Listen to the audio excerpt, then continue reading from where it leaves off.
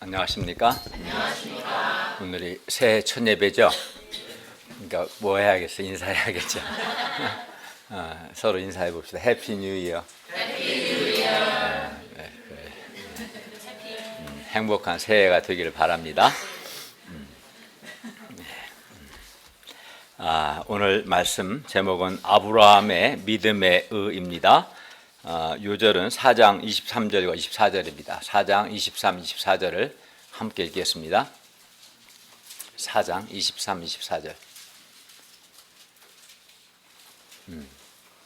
시작. 그에게 의로 여겼다 기록된 것은 아브라함을 위한 것이 아니요 의로 여기심을 받을 우리도 위함이니 오직 예수 그리스도를 죽은 자 가운데서 살리신 이를 믿는 자니라. 기도하겠습니다. 은혜로우신 주님, 오늘 새해 첫 예배를 드리게 해주셔서 감사합니다. 우리에게 하나님의 말씀을 주시옵소서. 또 무엇보다 우리가 성부, 성자, 성령, 삼위 하나님께 감사하고 찬송하게 도와주십시오. 주님께서 2020년에도 우리를 선하게 인도하시고 도와주십시오. 예수님의 이름으로 기도하였습니다. 아멘. 사도 바울은 3장에서 유대인이나 이방인이나 율법의 행위가 아닌 또 할례가 아닌 오직 예수님을 믿음으로, 그러니까 율법을 지켜서 또는 할례를 행해서가 아니라 오직 예수님을 믿음으로 의롭다함을 받는다고 말했습니다. 바울은 이제 4장에서 구약의 가장 대표적인 인물이 아브라함인데, 왜냐하면 아브라함은 민족의 조상이기 때문에 가장 대표적인 인물인 아브라함을 예로 들어서 아브라함 역시 믿음으로 의롭다함을 받았다라고 말합니다. 그러면 아브라함은 어떤 믿음을 가졌습니까? 오늘 말씀을 통해서 우리도 아브라함과 같은 믿음의 사람들로 성장할 수 있기를 기도합니다. 아브라함과 같이 또 다윗을 예로 드는데 크게 두 가지입니다. 믿음으로 의롭다함을 받는 것, 또 믿음으로 의롭다함을 받는 사람들이 누리게 되는 복에 대해서 배우고, 또 아브라함이나 다윗이 믿음으로 의롭다함을 받고 행복을 누렸는데 그 믿음의 내용이 뭔지 배울 수 있기를 바랍니다. 제1장 아브라함은 율법의 행위나 할례가 아닌 오직 믿음으로 의롭다함을 받았습니다. 1절부터 3절 말씀입니다. 1절을 보십시오. 그런즉 육신으로 우리 조상된 아브라함이 무엇을 얻었다 하리요? 1절 질문은 3장 21절부터 31절에 근거해서 한마디로 아브라함이 율법의 행위를 통해서 의를 얻었는지 아니면 믿음을 통해 의를 얻었는지 묻는 겁니다. 무엇을 얻었다 하며, 이 말은 아브라함이 율법의 행위를 통해서 의를 얻은 거냐 아니면 믿음으로 의를 얻은 거냐를 묻는 겁니다. 이에 대한 바울의 대답은 2절과 3절에 나옵니다. 2, 3절을 같이 한번 읽어볼까요? 시작. 만일 아브라함이 행위로서 의롭다 하심을 받았으면 자랑할 것이 있으려니와 하나님 앞에서는 없느니라. 성경이 무엇을 말하느냐? 아브라함이 하나님을 믿음에 그것이 그에게 의로 여겨진다 되었느니라. 아브라함은 행위로서 의롭다 하심을 받은 것이 아니라 믿음으로 의롭다 하심을 받은 것입니다. 만일 아브라함이 율법의 행위를 통해서, 즉 율법을 지켜서 의롭다 하심을 받았다면 아브라함은 하나님 앞에서 자랑할 것이 있었을 겁니다. 어떤 걸 자랑해서 내가 율법을 잘 지켜서 의롭다함을 받은 것이다 라고 자랑할 것이 있었을 겁니다. 그러나 아브라함은 율법의 행위가 아니라, 즉 율법을 지켜서가 아니라 믿음으로 의롭다 하심을 받았기 때문에 하나님 앞에서 자랑할 것이 전혀 없었습니다. 이따 보겠지만, 그러니까 믿음으로라는 말과 은혜로라는 말은 같은 말이에요. 율법의 행위나 할례는 사람이 뭔가를 행함을 통해서 율법을 지켜서라는 의미고, 믿음으로란 말은 하나님의 그냥 선물을 값없이 받는 거예요, 사실은. 그러니까 믿음으로라는 말과 은혜로라는 말 같으면 좀 더 이따 보겠어요. 3절은 창세기 15장 6절을 인용한 것인데, 창세기 15장을 보면 아브라함이 하나님을 믿음으로 의롭다함을 받았습니다. 창세기 15장을 보면. 그리고 여기서 의롭다함을 받는다라는 것은 죄를 용서받고 하나님과 바른 관계를 회복하고 하나님의 백성이 되는 것을 의미합니다. 의롭다함을 받는다는 것은 그 사람이 죄를 용서받고 하나님의 백성이 되고 또 하나님과 바른 관계 안에 들어가는 것을 의미합니다. 물론 이때 아브라함은 창세기 15장을 보면 율법을 받기 전이었습니다.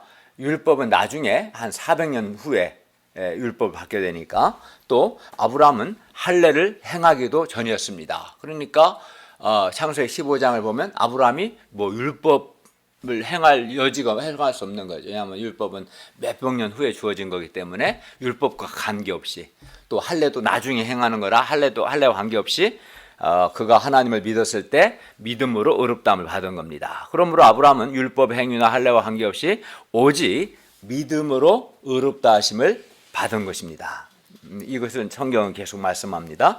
따라서 아브라함이나 우리나 믿음으로 의롭다함을 받았기 때문에, 즉 어떤 율법의 행위가 없이 믿음으로 의롭다함을 받았기 때문에 아브라함이나 우리나 하나님 앞에서 자랑할 것이 있어요, 없어요? 자랑할 거 없습니다. 여러분, 학생들이 열심히 공부해서 장학금을 받았어요. 그러면은 자랑할 게 있죠, 열심히 공부한 걸. 근데 F학점을 받아야 할 학사경고를 받을 학점이에요. 근데 그냥 장학금을 줬어요. 그럼 자랑할 게 없겠죠, 그지? 자격이 안 되는데 장학금을 준 것을 감사하겠죠. 이런 거예요, 한마디로. 믿음으로 한 말은 은혜로라는 의미입니다. 자랑할 거 없는 거죠. 그러므로 우리는 믿음으로 의롭다함을 받기 때문에 하나님 앞에서 늘 겸손하고 감사해야 합니다. 믿음으로 의롭다 하심을 받은 사람은 어떤 경우에도 자기를 자랑하거나 자기 의에 빠져서는 안 됩니다. 4절을 보십시오. 일하는 자에게는 그 삭시 은혜로 여겨지지 않고 보수로 여겨집니다. 보통 한 달 일을 하면 300만 원, 500만 원, 600만 원 이렇게 받겠죠. 근데 그 삭슨 월급은 열심히 일해서 받은 거니까 은혜가 아니라 보수, 정당한 월급, 정당한 보수입니다. 그래서 노동자가 일을 하고 삭스를 받는 것은 너무나 당연합니다. 일을 했는데도 삭스를 주지 않으면 어떻게 해야 돼요? 어디다 신고해야 돼? 노동청에 신고해야죠. 또는 파업을 한다거나 합법적인 뭔가 저항을 해야겠죠. 왜냐하면 당연히 받아야 할 걸 안 받은 거니까. 그러나 일을 하지 아니한 자에게 품삯을 준다면 하나도 일을 안 했어요. 근데 한 달에 500만 원씩 계속 줘요. 그러면 좋겠죠. 어쨌든 일을 안 했는데 이렇게 삭스를 준다면 이것은 삭시입니까? 은혜입니까? 은혜입니다. 은혜가 뭔가 알겠죠? 이게 은혜입니다. 그런데 하나님은 바로 그런 분이십니다. 은혜로운 분이시라는 거, 하나님이. 중요한 것은. 그리고 아브라함은 이런 하나님, 즉 일을 아니할지라도 또 경건하지 아니한 자, 경건하지 않은데도 불구하고 경건하지 않은 자를 의롭다 하시는 하나님을 아브라함이 믿었고, 하나님은 이런 아브라함의 믿음을 보시고 의로 여기셨습니다. 그러니까 이 하나님을 믿은 거죠. 우리가 세상에서는 참 이해가 안 가죠. 세상은 그렇게 은혜롭지 않습니다. 무노동, 무임금입니다. 근데 하나님은 무노동해도 삭스 주셔요. 은혜로운 분이죠. 경건하지 않은데도 믿음을 보시고 의롭다 하시는 그 하나님을 아브라함은 믿었고, 그래서 실제 아브라함은 경건하지 않은데도 일을 한 게 없는데도 하나님은 아브라함의 믿음을 보시고 의로 여기셨다 말씀합니다. 일을 아니 했는데도 삭스를 주시고 또 경건하지 않은데도 경건하지 않은 자를 의롭다 하시는 것은 사실 정말 놀라운 은혜입니다. 은혜입니다.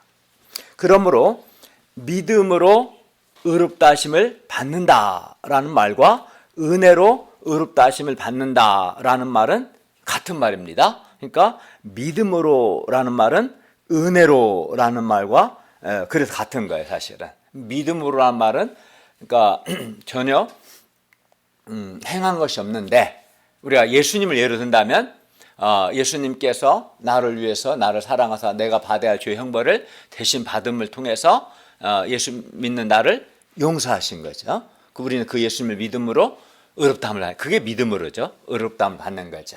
거기에 내가 한 게 아무것도 없죠. 오히려 나는 나의 죄에 대해서 심판을 받아야 마땅한데, 예수님께서 왜? 나를 사랑하셔서 나를 위해서 내가 받아야 할 형벌을 받으시고 나에게 죄 용서와 의를 주신 거죠. 이것은 은혜죠. 그죠? 이 예수님을 믿는 사람을 하나님이 의롭다 하시는 것이고, 그렇기 때문에 여기서 믿음으로란 말은 다른 말로 말하면 은혜로 의롭다 함을 받는다라고 말할 수 있을 겁니다. 그러면 하나님의 이 놀라운 은혜가 놀라운 은혜죠. 왜? 일을 안 했는데 삭슬 주시고 경건하지 않은데 의롭다 하시기 때문에 하나님, 이거는 정말 놀라운 은혜인데, 이런 놀라운 은혜가 어떻게 아브라함을 포함해서 모든 믿는 사람에게 주어지게 되었을까요? 그걸 우리 알아야 합니다. 상식적으로 생각하면 일을 안 했으면 삭슬 주지 말아야 하고, 경건하지 않으면 의롭다 하면 안 되는 거죠, 사실은. 근데 하나님은 일을 안 했는데도 삭슬 주시고 경건하지 않은데도 의롭다 하셔요. 이건 은혜죠, 은혜. 근데 이 은혜가 우리가 어떻게 주어졌습니까? 이 은혜는 우리에게 예수님을 통해서 주어진 겁니다. 예수님 때문에 주어진 거예요. 예수님께서 말씀드린 것처럼 우리를 사랑하셔서 우리 죄를 위해서 우리 대신에 십자가에서 죽으셨기 때문에, 이 예수님의 공로 때문에 하나님께서 경건하지 아니한 사람을 의롭다고 하시는 겁니다. 이 예수님 때문에, 이 예수님을 믿는 자를 의롭다 하시는 거예요. 어떤 사람이 잘못을 해서 10억을 갚아야 돼. 그래야 감옥에서 나올 수 있어요. 근데 이 사람은 10억을 갚을 능력이 하나도 없어요. 빚만 많고. 근데 어떤 사람이 이 사람을 대신해서 10억을 갚아줬어요. 그래서 이 사람이 나오게 됐어요. 감옥 밖으로. 은혜죠. 이 사람한테는 은혜잖아요. 그죠? 근데 그 은혜가 그냥 주어지진 않고 어떤 사람이 대신 10억을 갚아줬기 때문에 주어진 것처럼, 예수님께서 우리를 사랑하셔서 우리가 받아야 할 죄의 형벌을 십자가에서 살이 찢기고 피를 쏟으며 받으셨기 때문에 우리가 믿음으로, 은혜로 의롭다함을 받게 된 겁니다. 그러니까 예수님 때문에, 예수님께서 십자가의 죽으심과 순종을 통해 획득하신 죄 용서와 예수님의 의 때문에, 그러므로 은혜로 우리가 의롭다 하심을 받게 된 것입니다. 이를 아니한 자에게 삭슬 주시고 경건하지 아니한 자를 경건하다, 의롭다 하시는 주님의 이 놀라운 은혜를 감사하고 찬송합니다. 하나님이 바로 이런 분이십니다. 믿음으로 의롭다함을 받는다는 이 대원칙은 아브라함 시대 이후 계속해서 하나님의 백성의 신분을 규정하는 유일한 원칙입니다. 아브라함 시대나 지금이나 언제나 앞으로나 똑같아. 이 원칙은 누구든 믿음으로 의롭다함을 받습니다. 뭘 믿어요? 예수님의 죽으심의 은혜를 믿음으로 의롭다함을 받는 거죠. 그러므로 이 원칙은 아브라함뿐만 아니라 다윗에게도 적용되었어요. 우리에게도 물론 적용되었고, 그래야 사도 바울은 6절부터 8절에서 이제 다윗을, 구약 유대인들 가장 인정하는 대표적인 인물이 아브라함과 다윗이에요. 그래서 그들에게 이제 아브라함을 이어서 다윗을 예로 들어서 뭘 말하냐면, 일한 것이 없이, 일 안 했는데 하나님께 의롭다 여기심을 받는 사람의 복, 여기서 복은 행복인데 행복에 대해서 말하고 있습니다. 다윗도 아브라함과 같이 일을 아니할지라도 경건하지 아니한 자를 의롭다 하시는 하나님을 믿었어요. 이 점에서 아브라함과 다윗이 똑같이 믿음을 가진 거예요. 아브라함도 하나님을 믿었고 다윗도 하나님을 믿었어요. 그 믿음은 경건하지 않은 자를 의롭다 하신 하나님을 믿은 거죠. 그 내용이 오늘 7, 8절입니다. 7, 8절 말씀은 매우 중요합니다. 우리 다 같이 한번 읽어볼까요? 시작. 불법이 사함을 받고 죄가 가려짐을 받는 사람들은 복이 있고 주께서 우리가 아는 바처럼 다윗은 골리앗과 싸워서 이겼습니다. 이건 이제 이스라엘 역사상 가장 놀라운 전쟁 영웅인 거예요. 물맷돌로 골리앗 쓰러뜨렸으니까. 그래서 그 전쟁에서 이스라엘 승리를 가져온 전쟁 영웅이었어요. 그리고 그 후에도 다윗은 정말 많은 전투와 많은 전쟁에서 승리했고, 그래서 사람들로부터 많은 인정과 존경과 칭찬을 다 받았습니다. 왕 사울보다 더 많은 존경을 받았습니다. 다윗은 이렇게 이스라엘의 왕으로서 아주 좋은 인간 조건을 소유한 사람이었습니다. 그는 또 얼굴도 잘생겼고, 그는 악기도 연주를 잘했고, 전쟁도 잘했고, 그는 거의 완벽한 인간 조건을 가진 사람이었습니다. 그러나 다윗은 결코 자신의 이러한 좋은 인간적인 조건 때문에 내가 행복하다라고 하지 않았습니다. 내가 악기를 잘 연주해서 행복하다거나, 내가 많은 전쟁에서 승리를 했기 때문에 행복하다거나, 또는 내가 왕이기 때문에 행복하다거나, 또는 내가 많은 사람들로부터 인정과 존경을 받기 때문에 행복하다거나, 그렇게 한 적이 단 한 번도 없습니다. 다윗은 불법이, 죄를 범하는 게 불법이죠. 불법이 사함을, 즉 용서를 받고 죄가 가려짐을 받는, 즉 가려짐을 받는다는 것은 하나님이 그의 죄를 덮어버리는 거예요. 그냥 덮어버리는 그러한 사람들이 행복하다. 즉 죄를 용서받는, 죄가 사함을 받고 하나님이 그 죄를 묻지 않고 죄를 딱 덮어주시는 그런 사람이 행복하다고 했습니다. 사람이 언제 가장 고통스럽고 불행합니까? 물론 시험에서 떨어지거나, 또 취업이 안 되거나, 사업에서 실패할 때, 이때 물론 사람들은 마음이 힘들고 고통스럽습니다. 그러나 사람이 가장 고통스러울 때는 죄를 짓고, 즉 불법을 행하고 용서받지 못해서 죄의식과 정죄감에서 벗어날 수 없을 때입니다. 이때 가장 고통스럽습니다.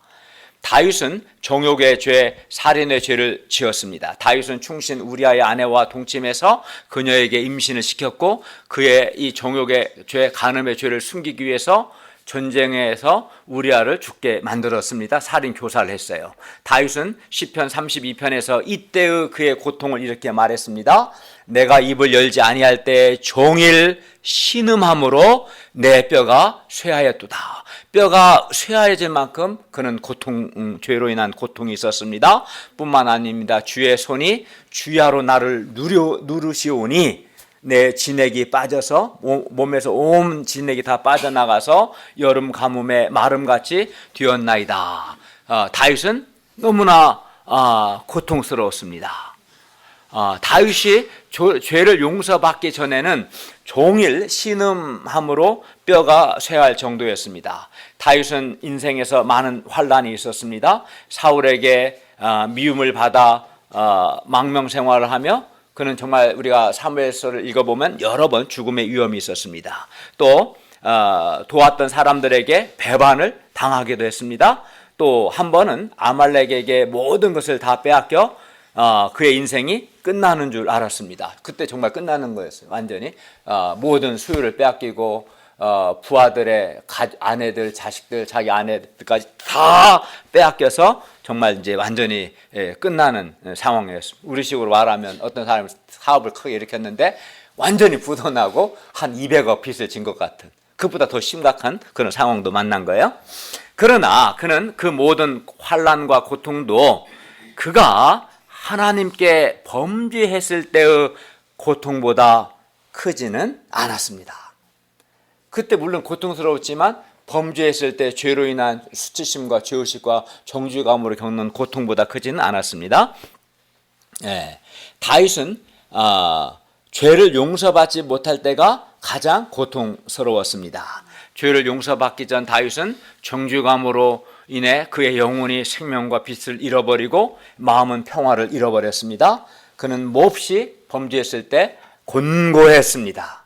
하나님의 진노를 그의 영혼이 느끼며 고통했습니다. 그러나 다윗은 이를 아니할지라도, 즉 경건하지 않은데도 불구하고 경건하지 아니한 자를 의롭다 하시는 용서의 하나님, 은혜의 하나님을 믿었습니다. 이 점에서 아브라함 믿음이나 다윗의 믿음이나 오늘 우리의 믿음이 같은 거예요. 이 하나님을 믿은 거예요. 경건하지 않은 자를 의롭다 하시는. 물론 이렇게 할 수 있는 것은 왜 어떻게 가능해요? 예수님 때문에. 예수님 때문에 가능한 거죠. 이 하나님을 믿었어요. 그리고 그러니까 이 하나님을 믿었기 때문에 경건하지 아니한 자를 의롭다 하시는 용서의 하나님, 은혜의 하나님을 믿었기 때문에 그는 또 자기 죄를 애통하게 회개했습니다. 믿음을 회개할 수 있어요. 왜냐하면 용서받기 때문에. 그때 그리고 이게 이렇게 다윗이 하나님을 믿고 회개했을 때 그때 하나님은 다윗의 죄를 사하시고 그의 죄를 덮어 주셨습니다. 그리고 그때 다윗은 너무나 행복했습니다. 드디어 그가 죄를 용서받고 죄가 가려짐을 받았을 때 그의 영혼의 생명과 빛이 다시 임했고 그의 마음은 평안을 회복할 수 있었습니다. 죄를 용서받았을 때가 다윗의 인생에서 최고로 기쁘고 최고로 행복했습니다. 그리고 이를 아니할지라도 경건하지 아니할지라도 믿음으로 의롭다함을 받는다는 이 원칙은 아브라함이나 다윗이나 모든 사람에게 동일하게 적용됩니다. 우리는 믿음으로 의롭다함을 받습니다. 그 믿음의 대상은 당연히 예수님이죠. 그런데 우리 역시 믿음으로, 다른 말로 말하면 은혜로 의롭다함을 받았습니다. 그러므로 우리 역시 참으로 행복한 사람들입니다. 이 점에서는 우리나 다윗이나 똑같습니다. 믿음으로 의롭다함을 받았다는 것은 우리에게 죄를 용서받는 행복을 주신 하나님께 감사를 드립니다. 아멘. 하나님께서 우리의 모든 죄를 용서하시고 우리의 죄를 덮어주신 것을 감사합니다. 아멘. 이게 정말 은혜인 거죠. 죄를 지으면 마땅히 형벌을 받아야 합니다. 죄의 형벌은 불못에 던져져서 영원토록 고통하는 겁니다. 근데 하나님께서 그 불법에 대해서 마땅히 형벌을 받아야 할 죄인의 죄를 용서하시고 그 죄를 가리시고 덮어주신 것이 얼마나 감사합니까? 우리가 죄를 용서받고 죄가 가려짐을 받는 이 행복을 잘 누리고 하나님께 감사하는 삶을 살 수 있기를 기도합니다. 사실 생각해 보면 이보다 큰 행복이 어디 있겠습니까? 사람이 죄를 지으면 벌을 받습니다. 검찰이 가만 안 놔둡니다. 표창장을 유죄해도 가만 안 놔두는데 사람을 죽였는데 가만 놔두겠어요? 벌을 받아야 돼요. 근데 하나님의 벌은 더 무섭죠. 근데 마땅히 죄를 지었으면, 불법을 행했으면 벌을 받아야 하는데, 근데 하나님께서 예수님 때문에 우리를 사랑하사 독생자 예수님이 내가 받아야 할 죄의 형벌을 대신 받게 하시고 나의 죄를 사하시고 내 죄를 덮어주시는 은혜가 얼마나 크고 감사합니까? 그렇기 때문에 이걸 아는 사람은 예수 그리스도의 은혜를 감사하고 예수님을 사랑하는 삶을 살려고 할 것입니다. 9절을 보십시오. 불법이 사함을 받고 죄가 가려짐을 받는 사람들의 이 행복이 할례자에게, 여기서 할례자란 말은 할례를 행한 유대인들, 왜냐하면 유대인들은 난 지 8일 만에 반드시 할례를 행했기 때문에 할례자는 유대인을 가리키는 표현이에요. 그래서 할례를 행한 유대인들에게 적용됩니까? 아니면 무할례자, 즉 할례를 행하지 않는 이방인들에게 적용됩니까? 이 불법의 사함을 받고 죄가 가려짐을 받는 이 행복이, 그걸 묻습니다. 그런데 아브라함에게는 그 믿음이 의로 여겨졌습니다. 아브라함이 의롭다함을 받는 조건, 즉 의롭다함을 받는다는 말 속에는 뭐가 전제되어 있겠어요? 불법이 사함을 받고 죄가 가려짐을 받는 게 포함되어 있는 거죠. 이것은 아브라함이 이렇게 죄를 용서받고 의롭다함을 받는 조건은 언제나 오직 믿음뿐이었습니다. 믿음으로 죄를 용서받고 믿음으로 의롭다함을 받는 겁니다. 따라서 할례냐 무할례냐, 할례를 행했냐 할례를 행하지 않았냐, 이건 아무런 의미를 갖지 못합니다. 아무런 영향을 주지 않습니다. 할례나 무할례는. 그리고 10절 하반절을 보시면 아브라함이 믿음으로 의롭다함을 받은 것은 할례시가 아니라 무할례시, 즉 할례를 행하지 않았을 때입니다. 실제로 아브라함은 창세기 15장에서 여호와 하나님을 믿음으로 의롭다 하심을 받았는데 창세기 15장에서 이때 아브라함은 할례 받기 전, 즉 무할례시였습니다. 무할례시란 말 할례를 받지 않았다는 거죠. 할례는 창세기 17장에 있는 사건으로 성경 장수로는 15장 다음에 16, 17장 2장 정도밖에 차이가 안 나지만 시간상으로 보면 13년 후입니다. 그러니까 아브라함 믿음으로 의롭다함을 받고 나서 13년이 지난 후에 할례를 받았습니다. 11절 상반절을 보십시오. 아브라함이 할례의 표를 받은 것은 무할례시, 즉 할례를 받지 않았을 때 다만 믿음으로 된 의를 인친 것, 즉 확인한 것에 불과합니다. 할례라는 것은 마치 결혼식에서 뭐 이렇게 반지 이렇게 끼워주는 거, 그게 불과합니다. 결혼의 내용이 중요한 거죠. 반지를 안 끼면 결론이 성립이 안 됩니까? 아니죠. 반지 결혼에 대한 진정성이 없이 반지만 끼면 뭐 하겠어요? 그것도 소용없잖아요. 중요한 건 내용이죠. 할례는 그런 확인한 겁니다. 따라서 중요한 것은 할례가 아니라 믿음입니다. 믿음으로 의롭다함을 받는 겁니다. 믿음이 없는 할례는, 믿음이 없이 할례만 행하는 것은 아무 효력이 없습니다. 거짓으로 결혼하고 반지만 교환하면 뭡니까? 아무 효력이 없는 거고 마찬가지입니다. 그 결과 아브라함은 이제 무할례시 믿음으로 의롭다함을 받았기 때문에 무할례자, 즉 할례를 행하지 않은 사람들에게 할례를 행하지 않은 상태에서 믿는 모든 사람의 조상이 되고, 또 할례자, 할례를 행한 상태에서 믿는 모든 사람의 조상도 되었습니다. 11절 하반절과 12절 보십시오. 먼저 아브라함은 무할례자로서 믿는 모든 자, 즉 무할례자로서 믿는 모든 자는 이방 기독교인들이겠죠. 우리같이 이방 기독교인들의 조상이 되었는데, 이는 장차 무할례자로서, 즉 할례를 하지 않은 이방인으로서 하나님을 믿게 되는 자들로 의로 여기심을 얻게 하기 위함입니다. 다음으로 아브라함은 할례자, 여기서 할례자는 유대 기독교인을 가리키는데 할례자의 조상이 되었는데, 이는 할례자로서 아브라함의 무할례시에 가졌던 믿음의 자취를 따르는 곧 유대 기독교인들을 의롭다 하기 위함입니다. 그러니까 여기서 말하고자 하는 것은 아브라함이 무할례시에, 즉 할례를 행하지 않은 상태에서 믿음으로 의롭다함을 받음으로 할례를 행하지 않은, 즉 무할례시, 즉 이방인 기독교 신자들의, 이방인 기독교인들의 조상도 되고, 근데 이제 믿음으로 의롭다함을 받고 13년 후에 할례를 행했어요. 그는 이제 하나의 백성으로서 이제 확인한 건데, 했기 때문에 또 할례자로서 믿음으로 의롭다함을 받는 사람들의 조상도 되었다. 그래서 한마디로 말하고자 하는 건 뭐예요? 여기서 말하고자 하는 것은 아브라함은 무할례자로서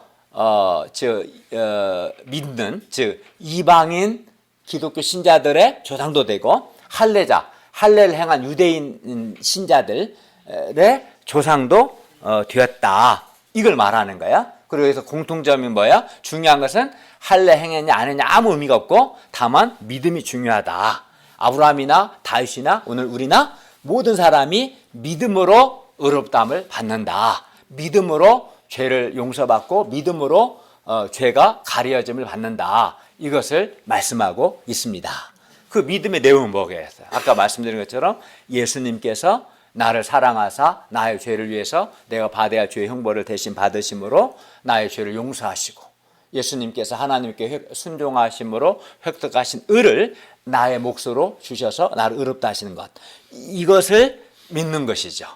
이게 예수님을 믿는다는 의미죠. 이것이 예수님을 믿는다는 것. 이 예수님을 믿는 자를 의롭다 하신다. 이것은 아브라함 때나 다윗이나 오늘 우리나 앞으로 1000년 후나 주님이 재림하시기 전까지 모든 사람에게 동일하게 해당된다. 그러니까 구약의 신자들은 장차 오실 예수님을 믿음으로 의롭다함을 받은 거고, 오늘 우리는 이미 2000년 전에 오셔서 십자가에서 우리를 사랑하사 우리 죄를 위해 대신 죽으신 예수님을 믿음으로 의롭다함을 받는다. 이 점이 다 똑같다는 거예요. 알겠죠? 네. 자, 제2장 아브라함의 믿음 13절부터 25절입니다. 13절을 보십시오. 하나님은 아브라함과 그 후손에게 세상의 상속자가 되리라는 언약을 주셨는데, 상속자라는 말은 참 좋은 거죠. 사실은 이 언약은 율법으로 말미암은 것이 아니라 오직 믿음의 의로 말미암은 것입니다. 즉 이 상속자가 되는 자격은 믿음으로 의롭다함을 받은 사람이 상속자가 되는 거예요. 믿음 의롭다함을 받은 사람이. 저는 우리 아버지가 물려준 땅이 좀 있었는데 포기했어요. 그래서 무상속자가 됐는데 상속을 받는 건 좋은 거예요. 사실은. 근데 여기 또 나와요. 비록 육신 아버지한테 받은 상속은 포기했지만은 우리는 세상의 상속자가 될 수 있어요. 근데 여기서 세상을 상속한다고 할 때 세상이란 아브라함에게 원래 가나안 땅을 가리켰는데 나중에는 종말론적 관점에서 이 세상뿐만 아니라 장차 오는 세상, 즉 하나님 나라까지를 의미하게 되었어요. 세상의 상속자 할 때 세상 속에는 하나님 나라가 포함됩니다. 그리고 아브라함과 그 후손이 세상의 상속자가 된다는 말씀에는 하나님의 모든 구원의 축복이 포함되어 있습니다. 즉 의롭다함을 받는 거, 하나님의 자녀가 되는 거, 영광스러운 몸의 부활, 새하늘과 새 땅을 소유해서 영원한 삶을 누리게 되는 것 등등 모든 구원의 축복이 다 포함되어 있는 말이에요. 세상의 상속자가 된다는 것은 놀라운 거죠. 이 세상의 상속자가 되는 것은.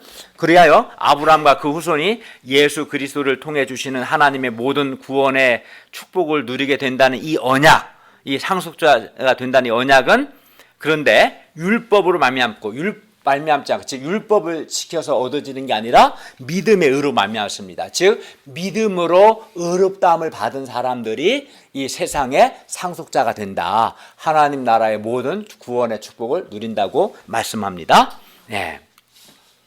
믿음으로 의롭다 하심을 받고 믿음으로 의롭게 된 자에게 세상의 상속자가 되는 복이 주어지는 거죠. 우리가 앞에서 배운 12절까지 배운 것은 아브라함이나 다윗이나 모든 사람이 믿음으로 의롭다함을 받는다. 믿음으로 죄를 용서받고 죄가 가려짐을 받고 의롭다함을 받는다. 이걸 배웠고, 이 믿음으로 이렇게 의롭다함을 받은 사람이 세상의 상속자가 된다. 이걸 말씀하고 있어요. 실제로 창세기 15장 6, 7절을 보면 아브라함이 여호와를 믿었을 때 하나님은 아브라함과 아브라함 후손이 세상의 상속자가 될 것을 약속하셨습니다. 이제 오늘 14절을 보십시오. 만일 율법에 속한 자들, 여기서 율법에 속한 자들이란 말은 율법에 의존해서, 즉 율법을 지켜서 하나님의 의를 얻으려는 자들을 의미하는데, 이러한 율법에 속한 자들이 상속자가 되면 믿음은 헛것이 되고 약속은 파기될 겁니다. 그렇죠? 15절을 보십시오. 15절 한번 읽어볼까요? 시작. 율법은 진노를 이루게 하나니 율법이 없는 곳에는 법도 없느니라. 율법이 없다면 죄가 성립되지 않습니다.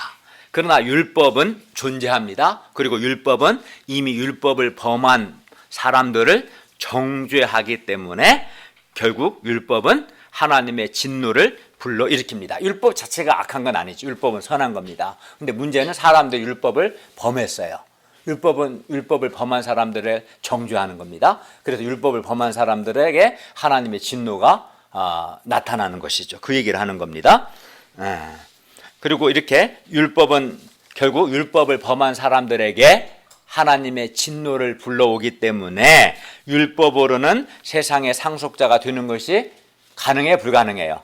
불가능해요. 율법을 지켜서 상속자가 될 수 없어요. 왜? 율법을 다 인간이 어기거든요. 도리어 율법을 인간이 다 어기기 때문에 율법 어긴 사람들에게 세상의 상속자가 되는 이 언약을 가져오는 게 아니라 하나님의 진노를 가져오는 거다. 그래서 율법을 지켜서는 지킬 수가 없기 때문에 율법을 통해서는 세상의 상속자가 될 수 없다. 이걸 말씀하는 겁니다.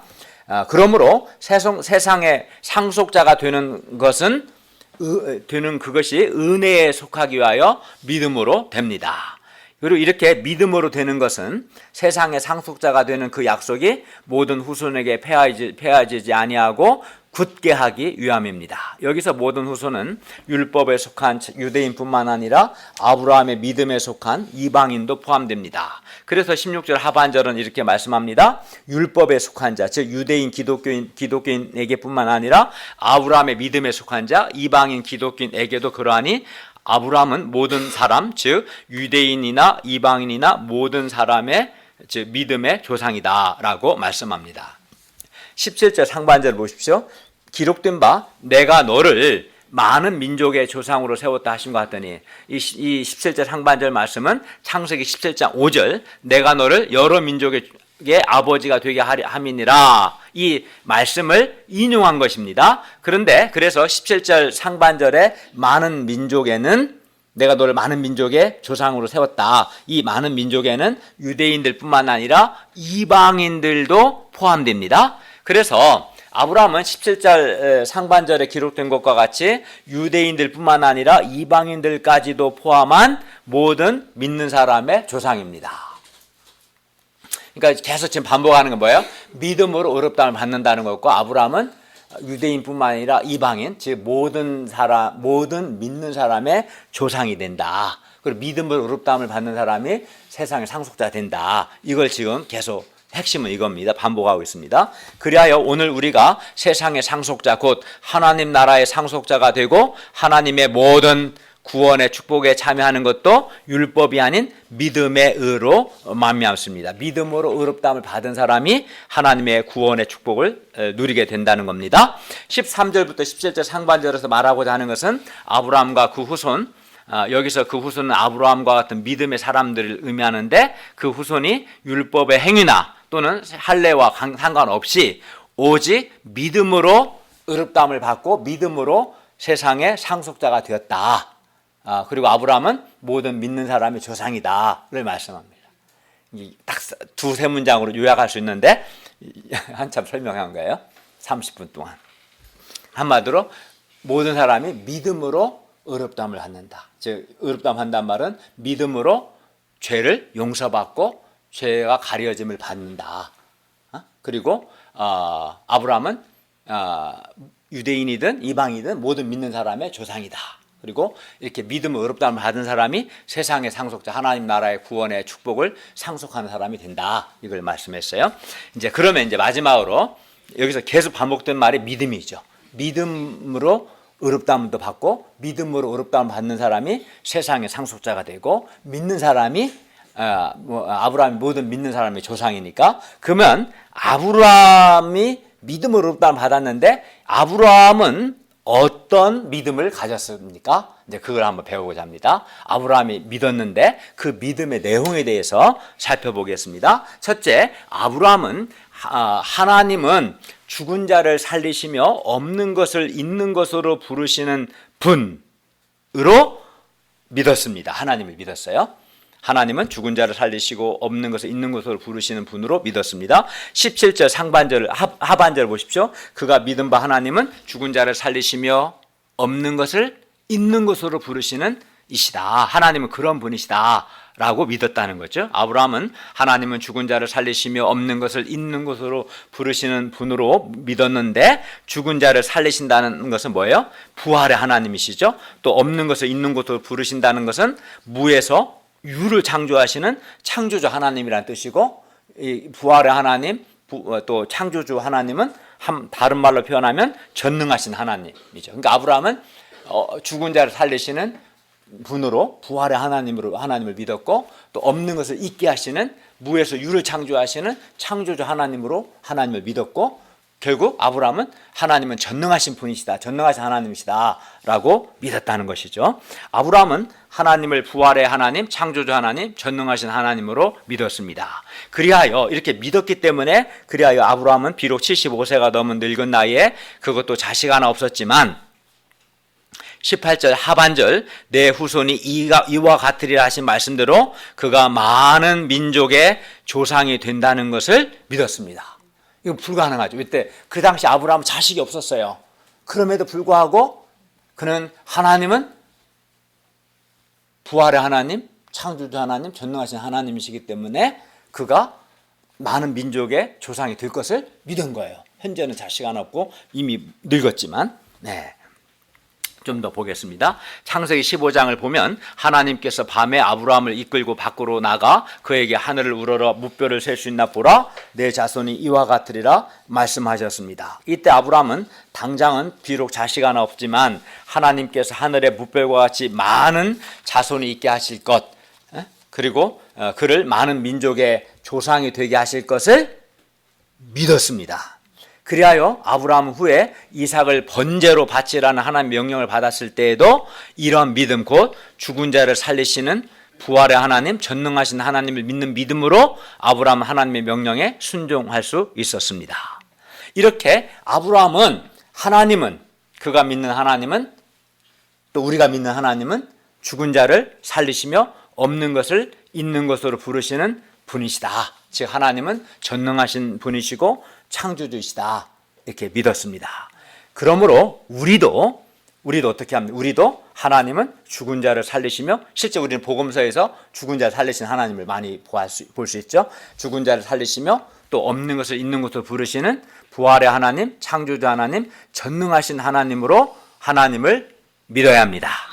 그리고 이것이 아브라함의 믿음이었고 오늘 우리가 가져야 할 믿음이기도 합니다.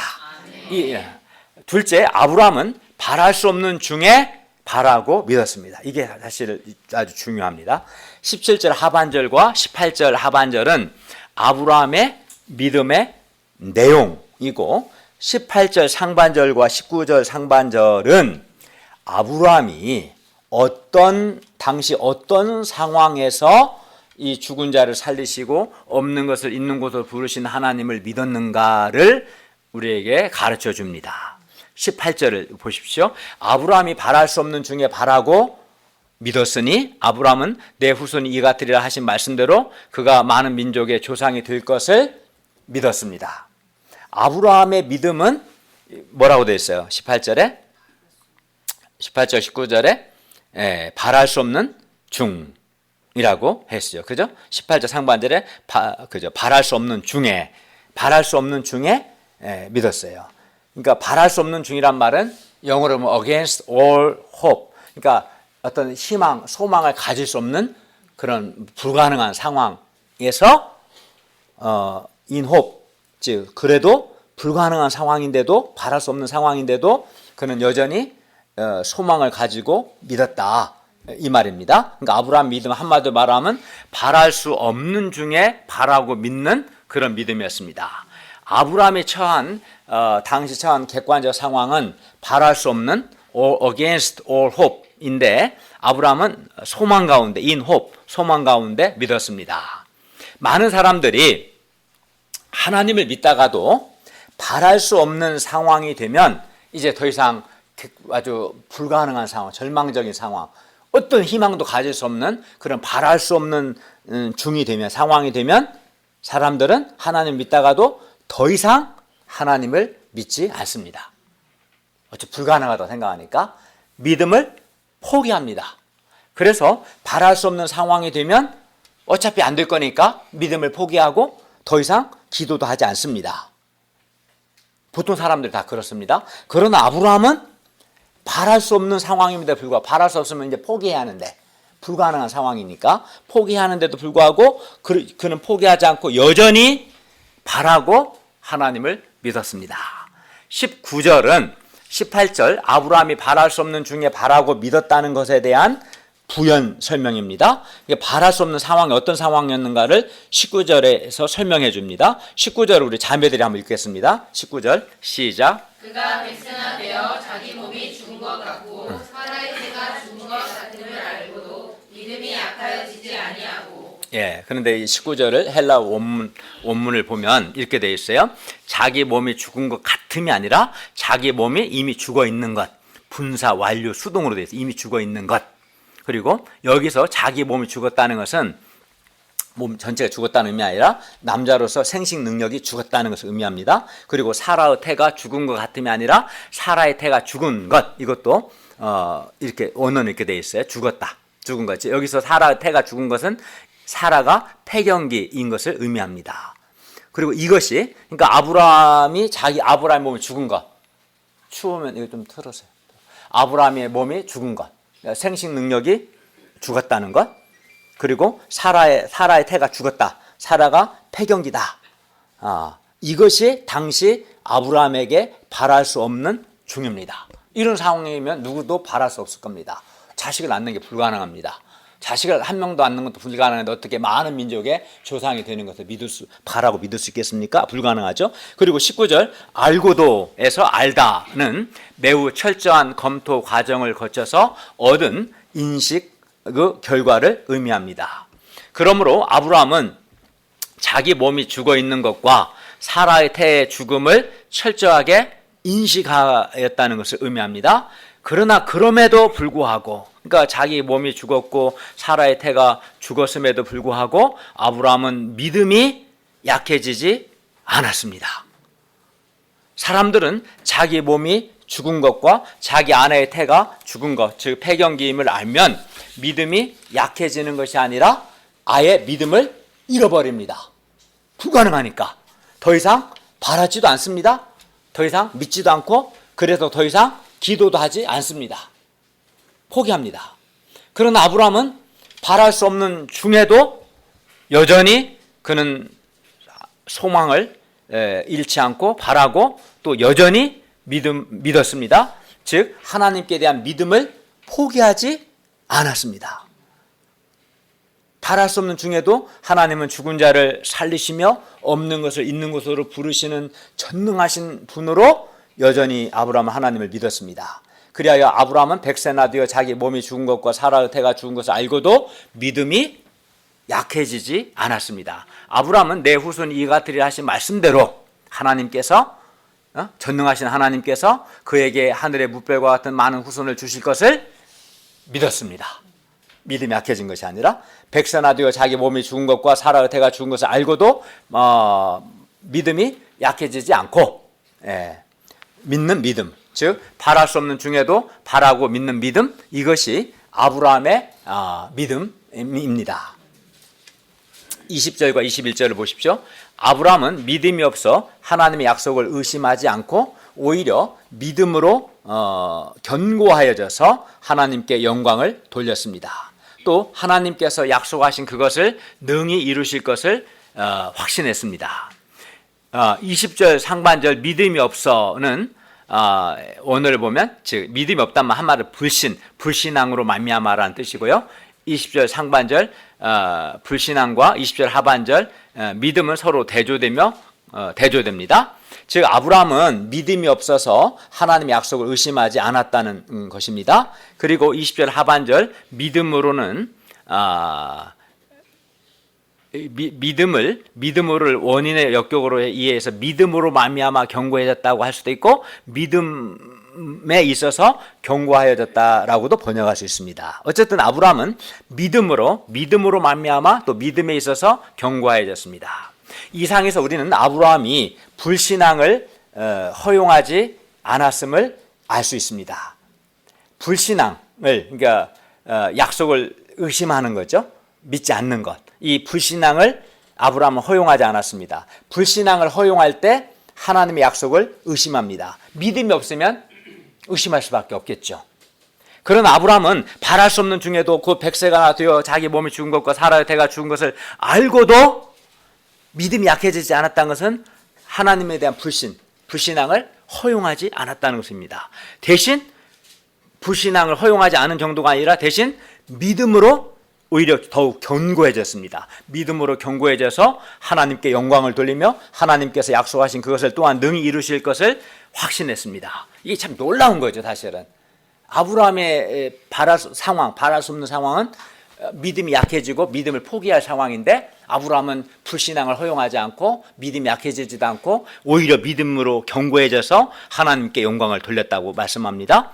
불신은 하나님의 약속을 의심하게 합니다. 반면 믿음은 우리를 견고케 합니다. 뿐만 아니라 믿음은 하나님께 영광을 돌리게 합니다. 그러면 우리가 아브라함과 같은 믿음의 사람이 되기 위해서는 우리도 아브라함과 같이 불신을 허용하지 않아야 합니다. 믿음으로 견고해야 합니다. 이 상에서 아브라함은 바랄 수 없는 중에 바라고 믿었습니다. 그가 100세나 되어 자기 몸이 죽은 것과 사라의 태가 죽은 것을 알고도 그는 믿음이 약해지지 않았습니다. 그렇기 때문에 우리가 바랄 수 없는 불가능한 상황에서 불신앙으로 의심할 것이 아니라 도리어 바랄 수 없고 죽은 것과 같은 불가능한 상황은 우리가 믿음으로 견고해져서 하나님께 영광을 돌려야 할 때입니다. 그러니까 상황이 바랄 수 없는 상황이니까 어쩔 수 없다 이렇게 말할 수 없는 거죠. 아브라함 자신도 바랄 수 없는 상황이에요. 100세가 되어서 자기 몸이 죽었어. 생식 능력이 별로 안 돼. 남자로서 구실을 할 수 없어요. 자기 아내 태가 죽었어요. 폐경계예요. 바랄 수 없는 상황이었어요. 그럼에도 불구하고 그는 믿음이 약해지지 않았습니다. 불신을 허용하지 않았고 오히려 믿음으로 견고해져서 하나님께 영광을 돌렸기 때문에 바랄 수 없는 중이라 나는 어쩔 수 없다. 이런 변명이 핑계가 통해요, 안 통해요? 안 통하죠. 이제 마지막입니다. 중요한 건 뭡니까? 그러면 아브라함은 어떻게 이 바랄 수 없는 중이면 다 바라지 않고 오히려 다 포기하고 믿음을 잃어버리는 게 정상인데 왜 아브라함은 어떻게 이 바랄 수 없는 중에 바라고 믿을 수 있었습니까? 어떻게 이렇게 할 수 있었을까요? 이는 그가 하나님과 하나님의 약속을 믿었기 때문입니다. 그리고 아브라함이 하나님을 믿었다는 것은 이겁니다. 아브라함이 하나님의 전능하심과 죽은 자를 살리시고 없는 것을 있는 것으로 부르시는 하나님의 전능하심과 약속하신 것을 반드시 지키시는 하나님의 신실하심을 믿었다는 겁니다. 그러니까 아브라함은 하나님을 믿을 때 하나님의 전능하심과 하나님의 신실하심을 또 하나님의 말씀이 성취되는 것을 믿은 겁니다. 아브라함은 전능하신 하나님께서 약속하신 것을 신실하게 반드시 이루실 것을 믿었습니다. 이 믿음이 가장 근본적인 믿음입니다. 우리가 가져야 할. 하나님은 전능하시고 하나님은 신실하셔서 하나님은 약속하신 것을 반드시 이루신다. 이걸 믿는 믿음이 우리가 하나님께 가져야 할 가장 근본적인 믿음이고 이 믿음이 있었기 때문에 바랄 수 없는 중임에도 불구하고 그는 바라고 믿음을 지킬 수 있었던 겁니다. 아브라함은 자신은 비록 바랄 수 없는 중 곧 100세가 되어 자기 몸이 죽고 사라의 태도 죽었지만 하나님은 전능하시고 신실하셔서 네 후손이 이 같으리라는 말씀대로 능히 많은 후손을 주실 것을 믿을 수 있었습니다. 그러니까 아브라함은 자신과 자신이 처한 상황을 믿은 것이 아니라 하나님의 전능하심과 하나님의 신실하심을 믿고 하나님의 약속이 반드시 이루어질 것을 믿은 것입니다. 그러니까 근데 많은 사람들이 하나님의 전능하심, 하나님의 신실하심, 하나님의 약속의 말씀이 성취될 것을 믿어야 하는데 이걸 안 믿고 상황을 믿어. 그러니까 상황이 좋으면 막 믿고 기도하다가 상황이 점점 나빠지다가 아예 불가능한 상황이 되면 믿음을 포기하고 믿음이 없으니까 기도도 안 해요. 이거는 처음부터 잘못된 거예요. 하나님의 전능하심과 하나님의 신실하심과 하나님의 말씀을 믿은 것이 아니라 상황을 믿은 거죠. 믿음은 상황을 믿는 게 아니라 하나님을 믿는 거예요. 하나님의 전능하심과 하나님의 신실하심과 하나님의 약속이 이루어질 것을 믿는 겁니다. 그러므로 우리도 아브라함처럼 하나님의 전능하심과 하나님의 신실하심과 하나님의 약속의 말씀을 믿을 때 바랄 수 없는 중에도 바라고 믿을 수 있습니다.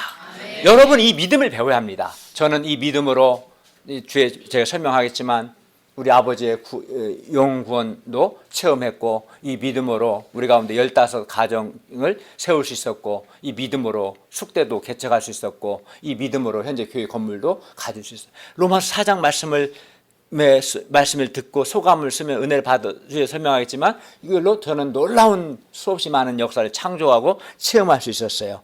지금 이 말씀을 받아들이면 여러분의 인생이 정말 저처럼 놀랍게 될 겁니다.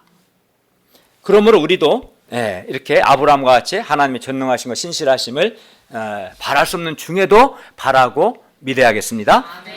아브라함의 믿음은 바랄 수 없는 중에 바라고 믿는 믿음, 믿음에 견고해져서 하나님께 영광을 돌리는 믿음, 하나님이 약속하신 것을 능히 이루실 것을 확신하는 믿음, 또 하나님의 전능하심과 신실하심을 믿는 그런 믿음이었습니다. 그리고 이러한 믿음이 참된 믿음입니다. 그러나 우리는 자주 상황에 기초한 믿음을 가지려는 경향이 있는 것 같습니다. 그래서 상황이 좋을 때는 잘 믿다가도 상황이 점점 나빠지거나 불가능해 보이면 믿음을 잃어버리는 경향이 있습니다. 상황이 점점 나빠지면 우리의 믿음도 점점 나빠지고 그러다가 상황이 불가능해지면 아예 믿음을 잃어버리는 경향이 있습니다. 많습니다.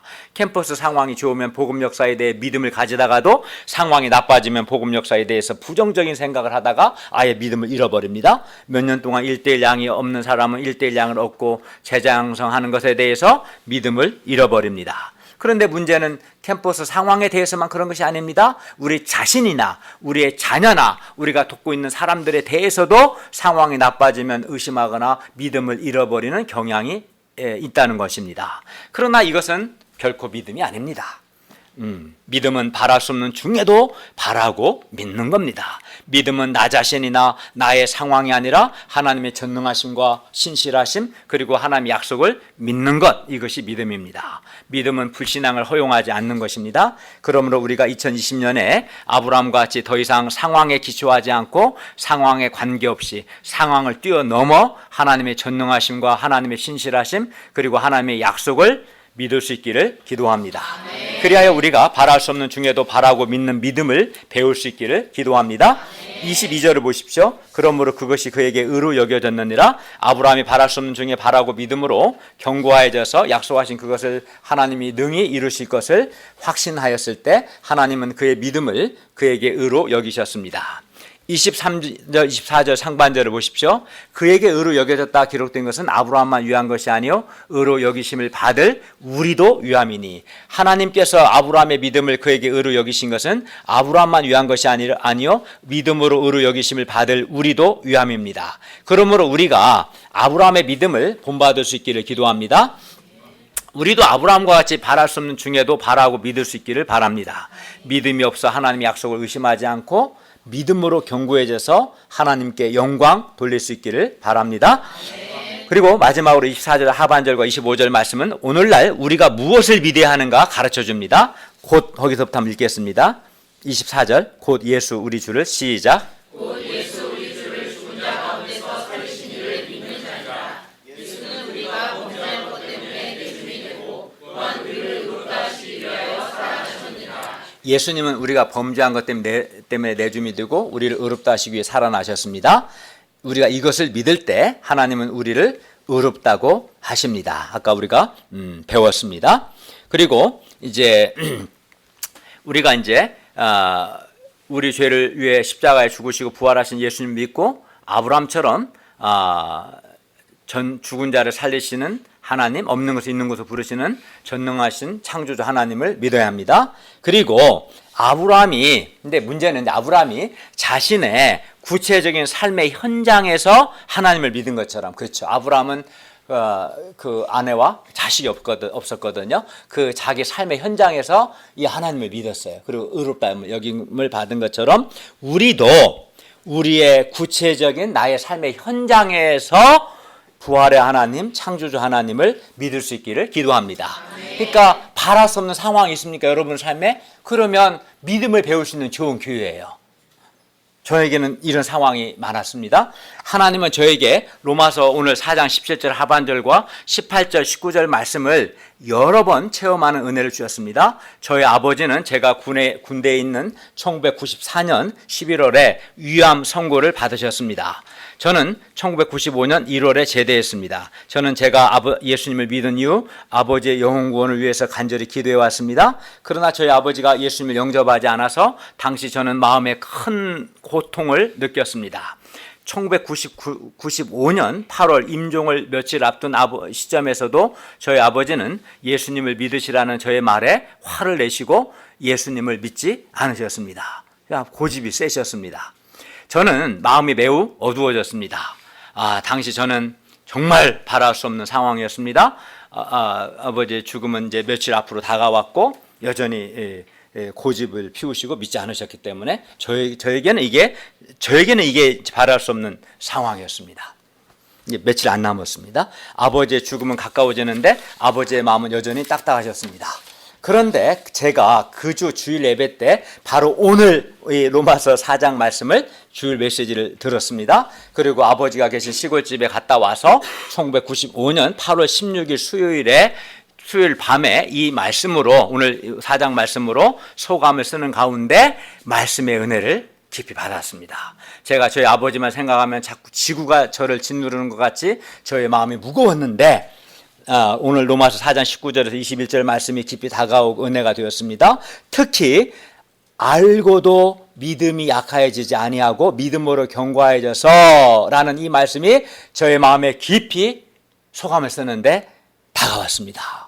당시 저는 상황이 점점 나빠지자 점점 믿음이 약해지고 믿음을 잃었는데 아브라함은 백성아 되어 자기 몸이 죽은 것과 사라의 태가 죽은 것을 알고도 믿음이 약해지지 않았습니다. 오히려 믿음으로 견고해져서 하나님께 영광을 돌렸습니다. 제가 이 말씀을 굳게 붙들자 알고도 믿음이 약해지지 않는 것이 진짜 믿음이구나. 이 말씀을 제가 깨닫고 받아들이자 저도 이제 마음의 어둠이 사라지고 믿음이 약해지지 않고 믿음으로 견고해졌습니다. 그래야 저는 아버지의 상황이 실제로는 절망적인 것을 알고도 믿음이 약해지지 않고 아버지의 구원에 대한 확신을 가질 수 있었습니다. 그래서 저는 처음으로 굉장히 오랫동안 아버지의 구원에 대해 기도했지만 마음의 평화가 없었는데 이 말씀을 마음에 확신하면서 처음으로 마음의 평안과 확신이 생겼습니다. 그리고 바로 그 토요일 1995년 8월 19일에 저희 아버지가 임종하셨습니다. 저는 장례식 때 제가 전도를 부탁했던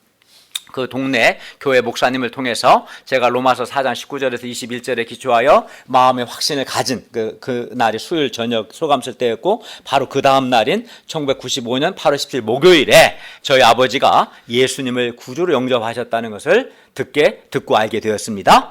목사님이 가면 저희 아버지는 임종하기 또 토요일 2시간 전에도 마지막 예배를 드렸는데 다시 한번 예수님을 구주로 영접하셨습니다.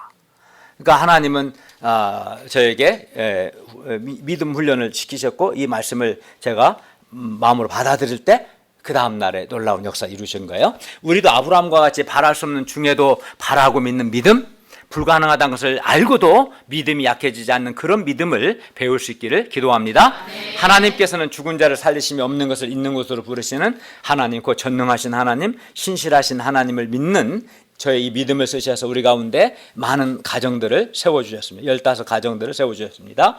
가정들을 세우는 데 있어서 저는 아브라함과 같이 죽은 자였습니다. 아마 우리 이종국 교수님은 딸이 셋인데 30이 넘었는데 한 명도 결혼 안 해서 이 점에 있어서는 죽은 자 같은 심정일 겁니다. 저 역시 그랬습니다. 저는 무능했고 저는 능력이 없었습니다. 그러나 제가 없는 것을 있는 것으로 부르시는 전능하신 하나님을 믿었을 때 전능하신 하나님께서 친히 우리 가운데 15가정들을 세워주셨습니다. 그리고 우리가 없는 것을 있는 것으로 부르신 하나님께서 숙대 가운데 없는 자매 제자를 있게 하실 것을 또 믿었을 때 하나님께서 숙대 가운데 우리 하예수 배한나 소유경 목자님들을 자매 제자들로 세워주셨습니다. 우리가 또 없는 것을 있는 것으로 부르신 하나님께서 없는 교회 건물을 있게 하실 것을 믿었을 때 전능하신 하나님께서 지금 이 교회 건물을 2005년 9월 말에 구입하게 하셨습니다. 없는 것을 있는 것으로 부르신 전능하시고 신실하신 하나님께 감사와 찬송과 영광을 돌립니다. 아멘. 하나님은 지금도 죽은 자를 살리시며 없는 것을 있는 것으로 부르시는 전능하신 창조주 하나님이십니다. 우리가 이 하나님께서 중앙대 가운데 20명, 숙대 가운데 12명의 제자들을 세워주실 걸 믿고 믿음으로 중앙대 숙대 캠퍼스를 위해 기도하고 캠퍼스 전도를 할 수 있기를 바랍니다. 그러니까 중요한 것은 나의 삶의 현장에서 믿음을 배워야 하는 거고 바랄 수 없는 중이 아무 문제가 되지 않고 오히려 바랄 수 없는 중이야말로 죽은 자를 살리시 없는 것을 있는 것으로 부르신 전능하신 하나님, 신실하신 하나님을 믿는 믿음을 배울 수 있는 좋은 기회인 거예요.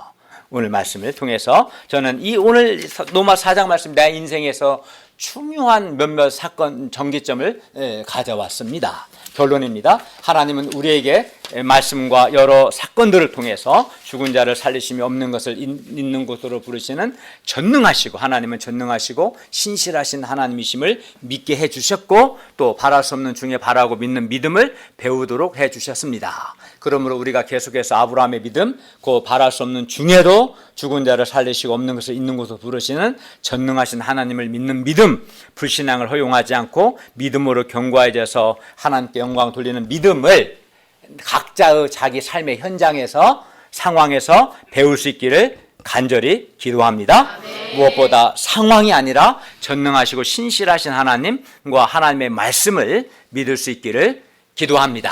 아멘. 제가 이 말씀을 목사님의 설교를 듣고 소감을 깊이 쓰고 은혜를 받으면서 아버지 어머니 영혼구원을 체험하고 많은 믿음의 가정들을 세우고 이 건물을 구입하고 숙대를 개척하고 놀라운 믿음의 역사를 창조하신 것처럼 여러분들이 오늘 제가 전한 이 말씀을 마음으로 믿고 확신하고 붙들면 여러분도 여러분의 삶의 현장에서 놀라운 믿음의 역사를 창조할 수 있을 것입니다.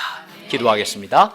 은혜로우신 주님, 저희가 바랄 수 없는 중에도 아브라함과 같이 전능하신 하나님, 신실하신 하나님을 믿는 자들이 되게 하여 주십시오. 예수님의 이름으로 기도하였습니다. 아멘.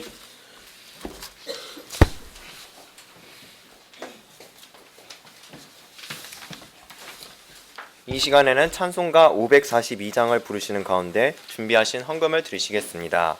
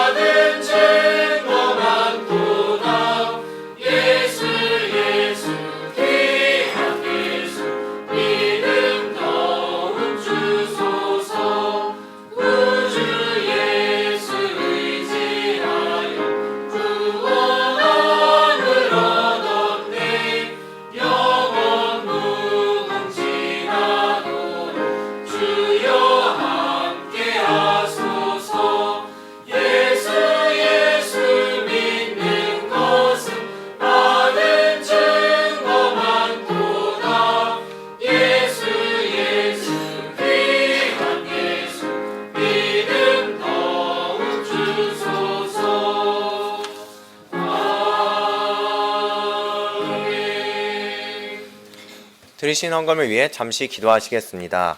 감사하신 하나님 아버지, 저희가 바랄 수 없는 상황임을 알고도 전능하시고 신실하신 하나님과 하나님의 말씀을 믿는 삶을 살게 도와주시고, 그리하여 각자의 삶 속에서 이 하나님을 체험하고 하나님께 영광 돌리는 삶을 살 수 있기를 기도합니다. 이 시간 지난 한 주간 주신 은혜와 오늘 말씀에 감사하여 적은 예물을 드렸습니다. 이 예물을 축사하사 중앙대 숙대 개척과 세계 선교 역사에 귀하게 사용하여 주십시오. 감사드리며 예수님의 이름으로 기도드립니다. 아멘. 강tik현 목자님께서 광고와 기도 제목을 말씀해 주시겠습니다.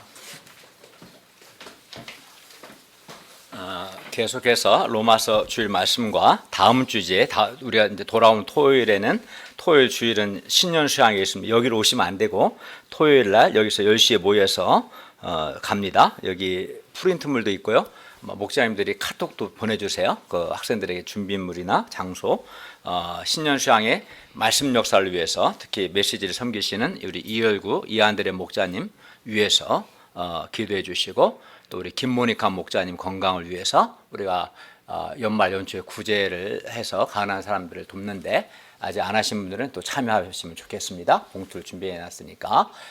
마지막으로 오늘 말씀처럼 바랄 수 없는 중에도 바라고 믿는 믿음을 배울 수 있길 바랍니다. 제가 인생상에서 바랄 수 없는 중이 제일 힘들었거든요. 저는 되게 현실적인 사람입니다. 현실적이고 논리적이고.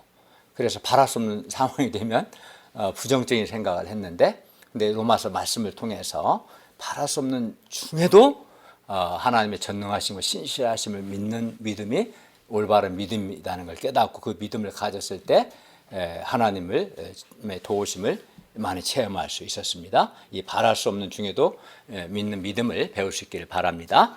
제가 하나님의 복을 선포하겠습니다. 우리 주 예수 그리스도의 은혜와 하나님의 사랑과 성령의 교통하심이 너희 무리와 함께 있을지어다. 아멘.